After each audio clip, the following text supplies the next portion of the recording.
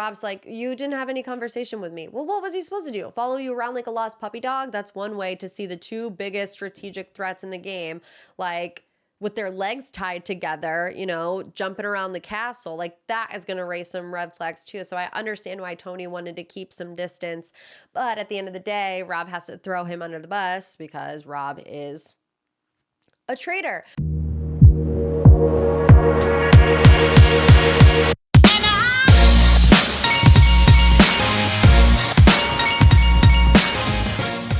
Hello, everyone, and welcome to another episode of Morgan's Pop Talks. Are you ready for the latest and the greatest? Party people in the house, let's go. What is that from? Party people in the house, let's go.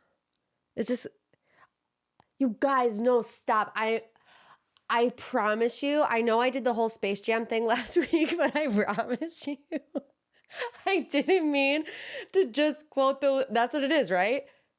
Party people in the house, let's go. That's Space Jam, right? I swear, you guys.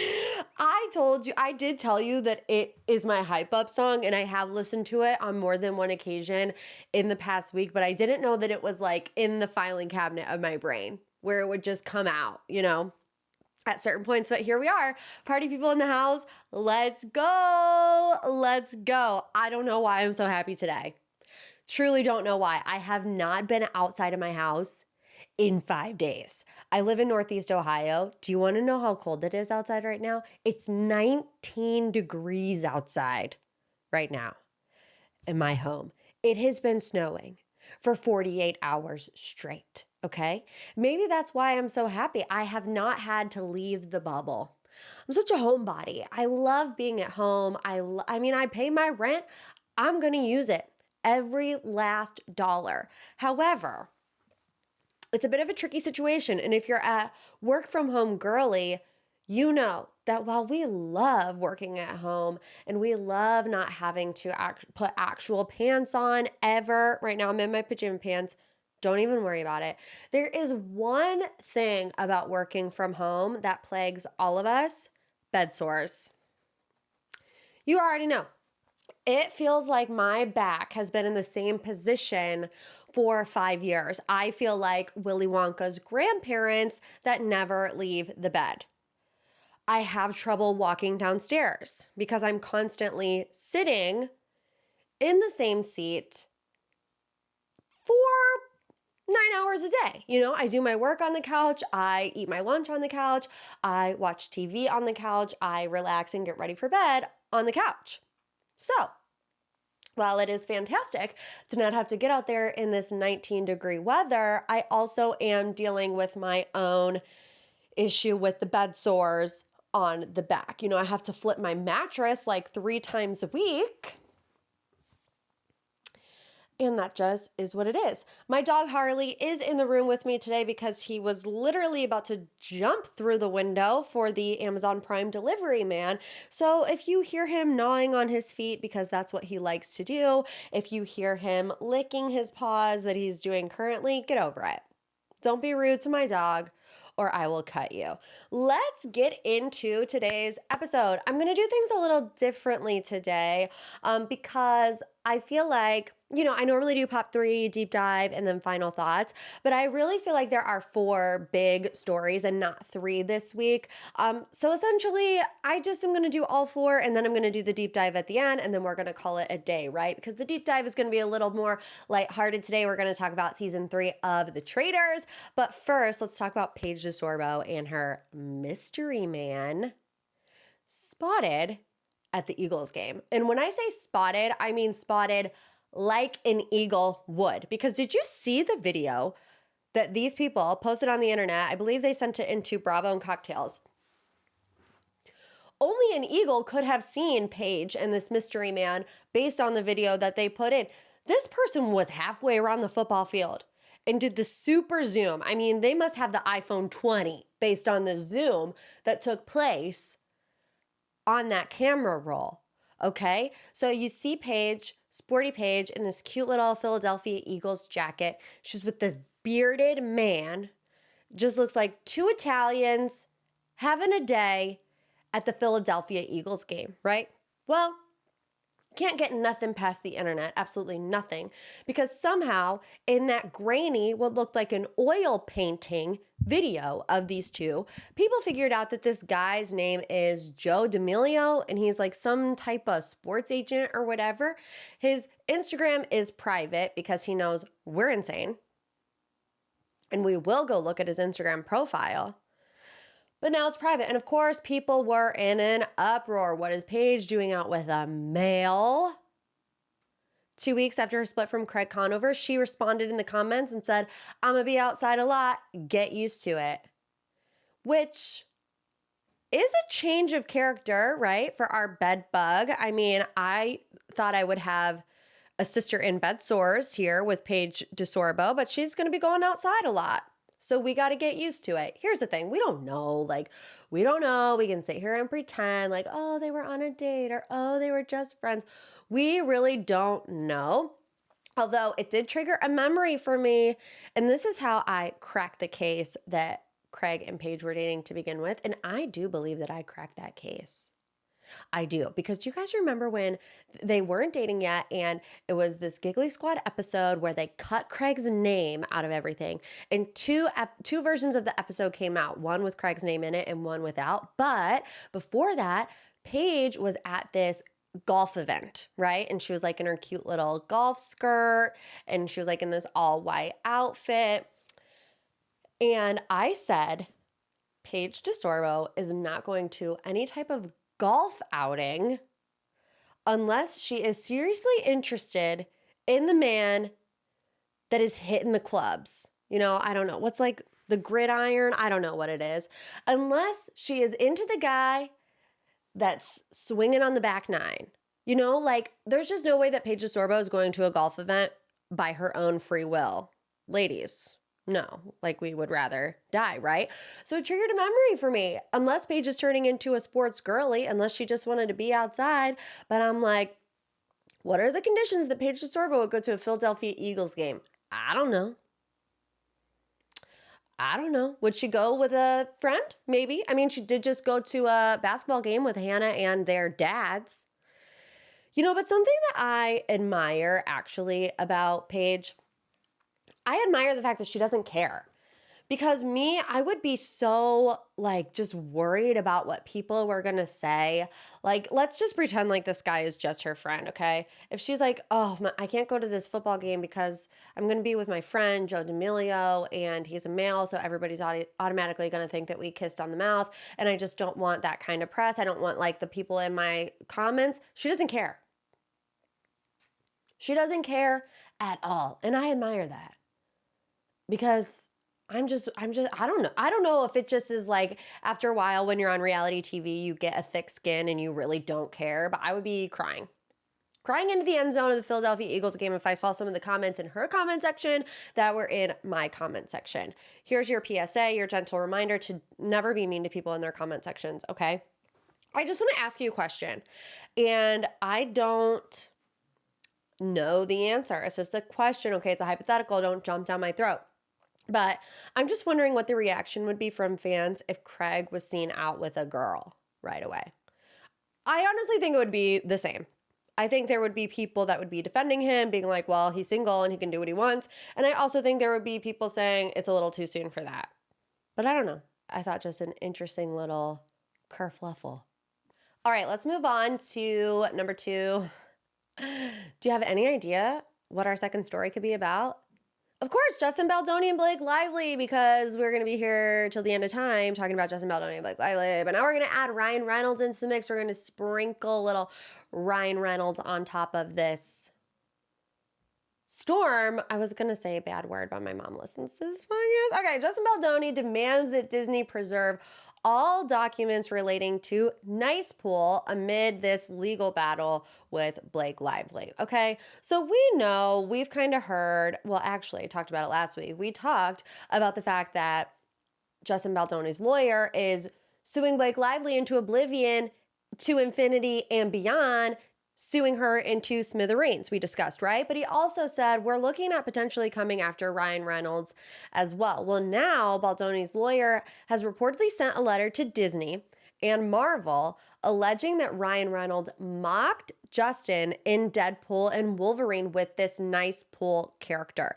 So the letter from Baldoni's lawyer states that they have anticipated claims against Reynolds and others, and tells Disney and Marvel to preserve all documents relating to the development of the Nicepool character and all documents relating to or reflecting a deliberate attempt to mock, harass, ridicule, intimidate, or bully Baldoni through the character of Nicepool.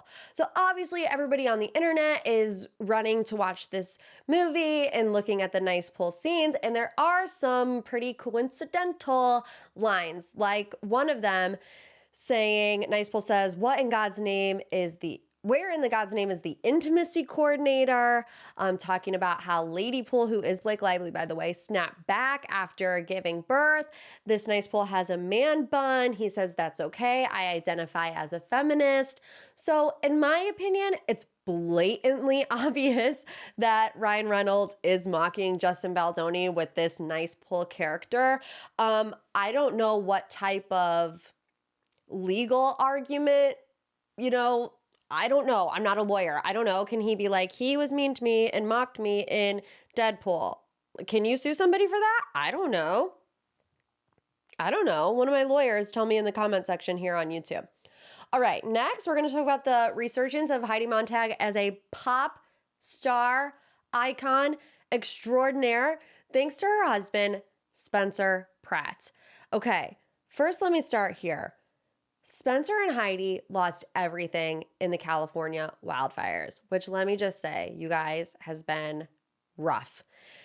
I don't want to say it has been hard for me to wrap my mind around it because I'm here buried in snow and literally California is on fire. But you guys know, I feel like I don't even need to say it.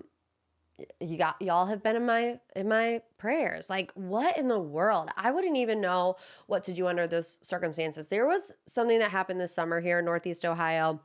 We had a tornado and I didn't have any electricity in my house for a week. There were power lines down, trees down, and that was the extent of it, right? And I still felt like I was so out of sorts, floundering, whatever. So I can just imagine it's a million times worse in California. So oh my gosh. Spencer and Heidi were two of the people that lost their homes, right? So basically, Spencer has been such a character on social media, really with the resurgence of TikTok, although hopefully not, RIP TikTok. But people really enjoy following Spencer and Heidi on TikTok. He's got this thing with the hummingbirds where hummingbirds are just attracted to him. He talks about his crystals and whatever.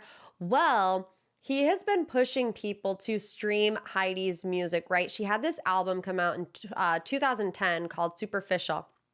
And when it was released, it was a flop. But now it has been skyrocketing to #1 on the iTunes charts, beating out Bad Bunny in the Wicked soundtrack. Not only that, the title track also hit #1 on the iTunes chart, while her I'll Do It song came in at #7. And if you open TikTok, if you open Instagram, you see all of these people are posting this song by Heidi Montag, whether it's Brody Jenner, Kristen Cavallari, Hurrdat posted it. All of us are like, oh yes, Heidi Montag is in her pop star era. So on her Instagram stories on Saturday, which was the 15th anniversary of the album's original release date, she wrote, "Thank you so much to everyone. #1 on iTunes chart. Oh my gosh, thank you for the overwhelming love and support of my music and really rallying behind us in this devastating time and making it such a blessing." This was really Spencer, though, spearheading this. And, people like to rag on them for, being thirsty. I don't care. Who cares? I feel like everybody in Hollywood is thirsty to some extent. Some people are just, afforded more opportunities than others. I saw in a TikTok video recently, Spencer said, our management team has a call with Hulu on Monday, for this potential docuseries. I think Wes Bergman, said on his Twitter, if there is a network out there that is not interested in doing a docuseries on Heidi and Spencer rebuilding their home, you guys are leaving money on the table. So now they're talking to Hulu. And I don't know, hot take, I would be here for it. look at how far we have come. Look, if I know anything about y'all, it's that we love nostalgia, right? There was really nothing. I'm at that point in my life where I'm saying things like, they don't make them like they used to, you know, whether it be movies or shows or songs. And it's true. I mean, Heidi and Spencer, when you think back of how prolific and polarizing they were on the hills, to fast forward 25 years and to have them still be together, and to see Spencer, although some would say being thirsty, to see Spencer championing his wife this way on social media, I love it. I'm sorry, I love it. And I've said, like, we gotta get Spencer on the Traitors or on House of Villains. I would love to see them both on either one of those shows. But honestly, a little docuseries of them rebuilding their home in LA, I think would just be amazing. I like that they aren't afraid to poke fun at themselves as well. Like, they know that they're a bit ridiculous. They know that they're a bit thirsty, right? But they have no shame. I saw something where one of the media outlets posted paparazzi photos of Spencer and Heidi. And Spencer commented and was like, this is the first time we didn't call the paparazzi on ourselves. Does this mean we're famous again? And I'm like, I don't know. I love it. He also said something in a video after, you know, losing everything. He was like, it's so funny because we have been the laughing stock, you know, of Hollywood. People calling us washed up, people saying that we're broke or whatever. But now that we lose everything, all of a sudden, people can't have sympathy for us because we're celebrities and we live in LA and all these things. He's like, so which one is it? Am I a broke loser, or am I, you know, a privileged celebrity? It can't be both. And I'm here for it. I'm here for the Spencer clapback. I'm here for the resurgence of Spidey. And I would definitely watch that docuseries. All right, let's talk about Allison Holker. We have some updates. I did a deep dive last week on what's going on with Allison Holker, all of this drama because she's releasing a memoir. And the drama isn't necessarily about the memoir, it's about what is in the memoir. You know, her husband, her late husband, Stephen Twitch Boss, committed suicide in 2022. The world knew him as such a bright light, a beloved figure. He was on So You Think You Can Dance. He was a part of the Ellen DeGeneres show for a very long time.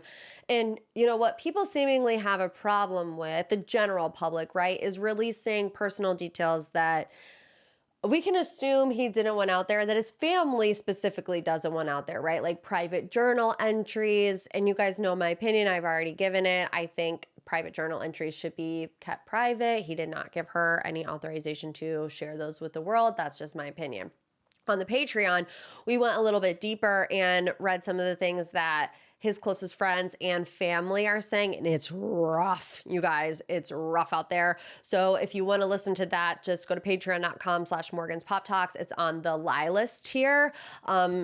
Oh my God, I can't even get into it because like some of the stuff that his family was saying was wild. But anyways, we're getting a little bit more information about the NDA situation. So last week it came out from some of his friends that Allison had anybody that went to Stephen's funeral sign a non-disclosure agreement. Well, TMZ obtained the NDA reportedly through some of his family members and is reporting that it essentially financially blocked people from doing what many assume that she is doing, namely collecting any money from a memoir about their relationship and his death.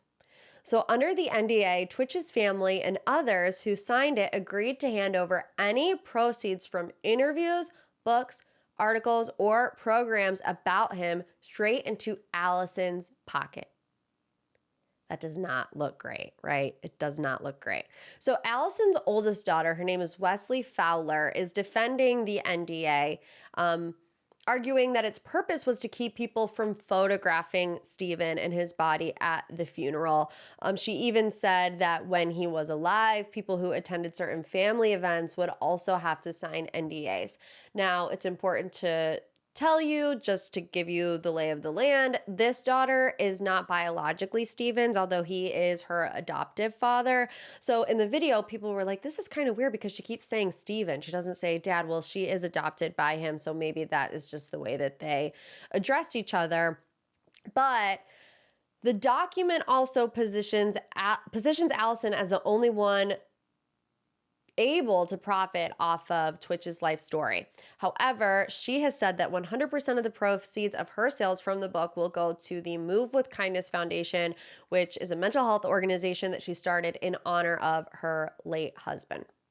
In an excerpt of the book obtained by TMZ, she writes this: "I couldn't risk any photo getting leaked to the press or splashed across social media platforms and becoming the lasting image that people would have of him. My children absolutely positively could not stumble upon such a photograph at some later date. At the advice of my lawyers, I insisted that everybody who viewed the open casket sign a non-disclosure agreement to protect Stephen's privacy, a requirement that has exasperated his family." She said, they said, "If we have to sign NDAs, then everybody has to sign." And Allison said, "I said, no problem." So, this one truly is all about perspective. I can understand the argument that you are doing this to help people. And there's a part of me that thinks that there's a part of Allison that is doing this to help people. Look, I have had my fair share of experience with people who deal with mental health issues, who deal with addiction. And when you're in the middle of a really low, all you want to do is know how to help somebody. And sometimes you don't. And you look around for anything, really, that gives you some sort of guidance on how to help somebody who's in their lowest of lows. And I feel like, with Allison's memoir, that could be that. But, I also stand firm in my previous opinion where I feel like she could have done that very easily without releasing, private journal entries. Do you get what I'm saying? There is a way for her to get this message across and to do it well and to raise awareness and to donate all this money to a very good cause without airing the dirty details. And I just have to imagine, having worked in the entertainment industry for 10 years, I had to imagine somewhere down the line, someone said to her something along the lines of, "How do you sell a book? What do you have to include to make sure the book sells?" And unfortunately, that's just the kind of world that we live in. And it's also like, I'm just going down a thought spiral here, okay? I don't even know if these are my feelings. I'm just chasing the rabbit. But it's like, if that's the case too, who do you blame? Do you blame the people that buy it because that stuff is in it? Or do you blame the person that puts it in there? Maybe this is fresh on my brain because I just watched the Jerry Springer special on Netflix, RIP Jerry Springer. And, they kind of had the same dilemma where it's this bit, these are two totally different things, okay? I'm not saying that they're similar at all. I'm just saying the producers then argued like, was our show trashy? Yeah, but we had the #1 ratings in the world. So is it our fault for facilitating this show, or is it the people at home on their couch watching it, making it the #1 show in the world? It's an interesting thing to sit back and look at from that wide vantage point, right? But it's still just, honestly, in my opinion, an unfortunate story. All right, let's get into this week's deep dives. The Traitors. How did I do? Pretty tragic. Yeah, the Traitors is back. Finally, we have something to look forward to in life. We have something to get our mind off the hellscape that we live in, and it is the Traitors. It is a reality TV lover's dream. If you're not caught up, please do not listen to this deep dive. Go watch it and then come back. It's streaming on Peacock. Survivor Legends, Housewives, Bachelor Nation. Although I've never been a Big Brother girly. And some of you have been getting on to me about that. They're like, "Morgan, why on earth are you not watching Big Brother?" It just feels like such a commitment, right? Like you have to watch it every single night. Seems like a lot to ask out of me. I'm not totally against it, but I do need to be a little bit more convinced. So Big Brother girlies, if you're out there, convince me in the DMs. Okay, the first big plot twist of this season of The Traitors is Boston Rob, okay? Rob comes to town in his backwards hat that he has been wearing since 2002. Honestly, Boston Rob's personal branding is something to be admired. Like, it is impressive that Boston Rob can have this personal brand that literally just is a backwards hat, and you see it and you immediately know, okay, that's Boston Rob, one of the greatest to ever participate on a reality TV game show. So the first twist is that all of the faithfuls get there, and Boston Rob is dressed up as like the Grim Reaper, and he takes his hood off, and you see his backwards hat. And somebody has to go up and shake his hand if you want him to enter the game. If you do that, you then get to eliminate one person. From a viewer's perspective, you're sitting there thinking, please let Boston Rob play this game because he's so good at stuff like this. But if you are a faithful out there, there ain't no way you're going up there to shake Boston Rob's hand. Are you serious? He's way too big of a threat. If it was somebody like, I don't know, Chriselle, you know, I feel like people were like, oh, she could be my ally. She could be my ally and I could get out Tony Vlachos, you know, this big, bad, evil survivor guy that you know is going to come and steal all of your money, right? But nobody is going to agree to have arguably the biggest threat come into the game, paint a huge target on their back, and then send somebody home and crush their dreams. So I just feel like that twist was never going to work. But also, when he didn't get his hand shaked, I knew he was going to be back. I'm like, Boston Rob is not flying out to Scotland on a whim, you know, on a whim that he's going to get his hand shaked. Is it shaked or is it shaken? I don't know. I probably make myself sound like an idiot. And trust me, the YouTube comments will let me know that I sound stupid. But anyways, you know, it was too high stakes. I didn't see it happening like that. But also, Boston Rob is going to make sure he has pen to paper. I'm playing this game, whether you like it or not, or I'm staying at home, right? So we have the Traitors. Danielle from Big Brother, Bob the Drag Queen, and Carolyn from Survivor. And let me just tell you, if you're not a Survivor girly, Carolyn, for however chaotic and nutso she appeared, that's her. You know, that's how she was on Survivor. She made it to the final three with one of my favorite the Tika 3 was just, oh my gosh, honestly, can't even talk about it without getting a little bit emotional. But I think, like, if you're going in as a faithful, you have to clock the big personalities because that's who Alan is going to pick as a traitor. The traitors have to be entertaining. And that's why I really didn't understand. I'm getting ahead of myself, but I didn't understand the Wells banishment. He's not a big enough personality to be a traitor. You know, you have to have people that are going to make for entertaining television. You have to have the gamers. You have to have somebody from Survivor in there. More often than not, there's somebody from Big Brother in there. And then it could be a housewife. It could be Bob the Drag Queen, you know, somebody else who has a really big personality to make the show interesting. So it's like, Wells, what are you guys doing? What are you guys doing? And also people were upset that the first kill was Dorinda Medley. Dorinda Medley, Bluestone Manor, make it nice, ask me how I'm doing, clip. Could you imagine us getting clip at the round table? We truly were stripped of joy by having Dorinda get murdered first. I mean, we didn't even get a round table with her. And honestly, the decision was just stupid. Like, I agree with Wells.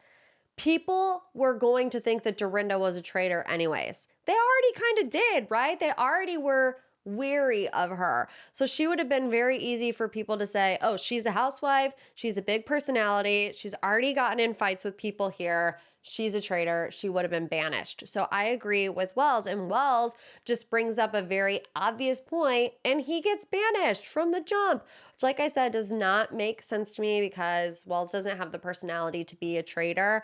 I do think that he comes in at like an unfair, you know, disadvantage because he's outnumbered. You know, they want the housewives, they want the gamers. You have one person from Bachelor Nation, you have one person from Selling Sunset, and that's because they're just not at, I don't know. It's like, are they too predictable or are they unpredictable? You know what I mean? Like, Bob the Drag Queen, you know he's going to show up and show out every single time. Like, Wells, you don't necessarily know what you're going to get, right? With people like Bachelor Nation. And I make that point a lot, where I feel like people who make reality TV their whole career and their whole life, it's one thing to comment on people like that. It's another thing to comment on like reality dating contestants, because they're really just going for their 15 minutes of fame, right? They're not trying to make a name as this big villain or whatever.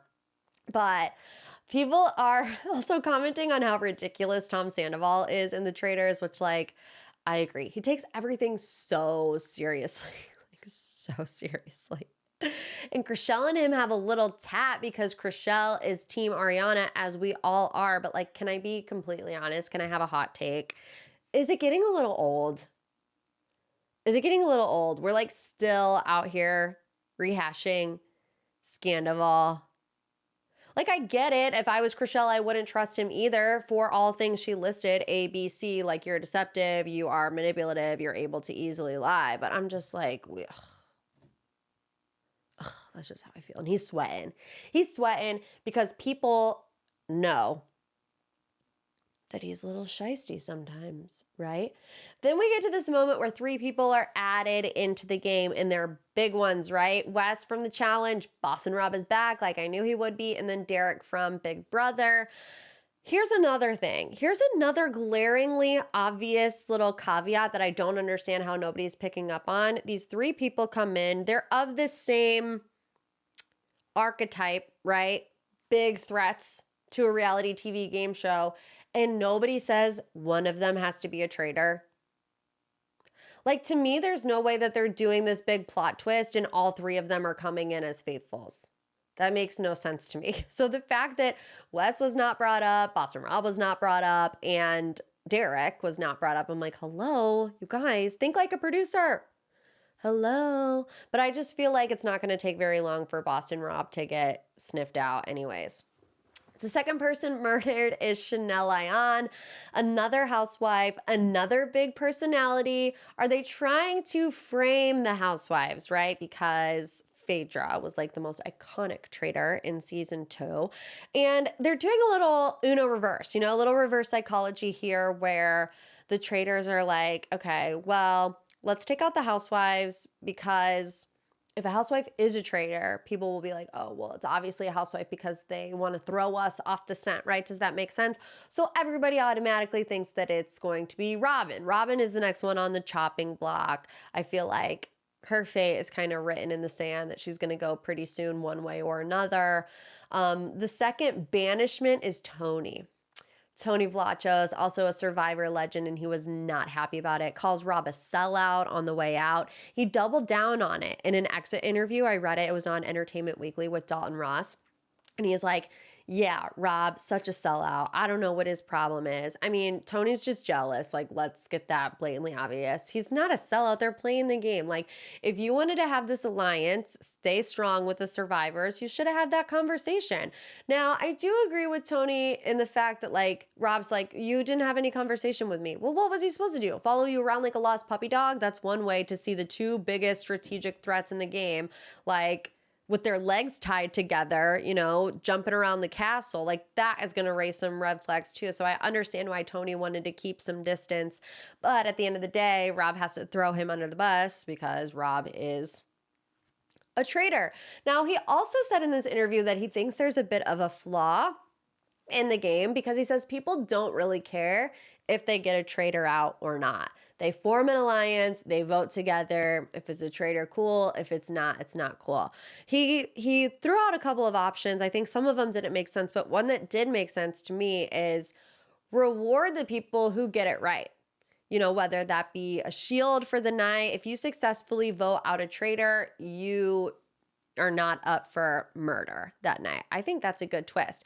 He was saying something like, if they get it wrong, they should be up for murder. But like, there's no way to go about that without laying all the cards out on the table and everybody knowing everything. So I feel like, yes, if everyone votes for a traitor and then gets them out, the people that voted for that traitor should be protected. That makes sense. I don't hate that. Predictions. If one of the 4 traitors make it to the end, it's going to be Carolyn. I mean, I even watched Tony and Chanel Ayan find out who the traitors were and like this after show type thing. And they were like, oh yeah, Danielle. Oh yeah, Bob.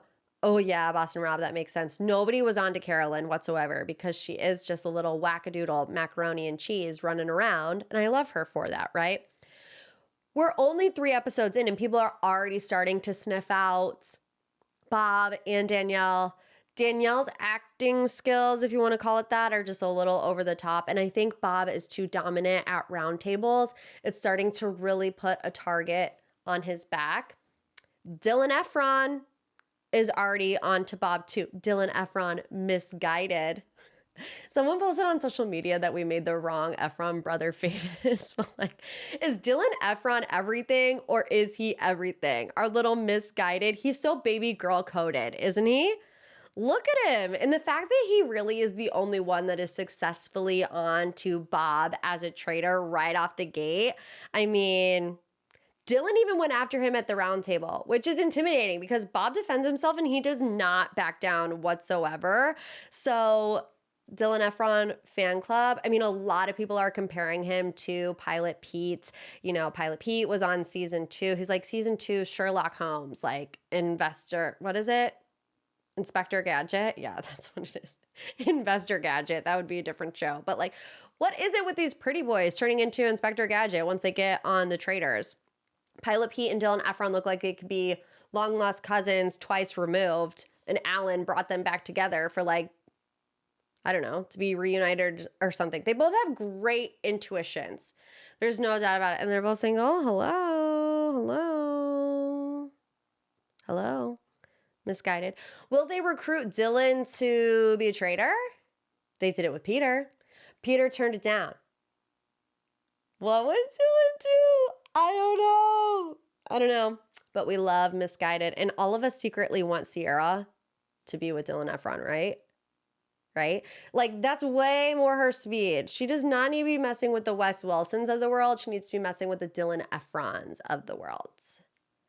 And that's all I have to say about that.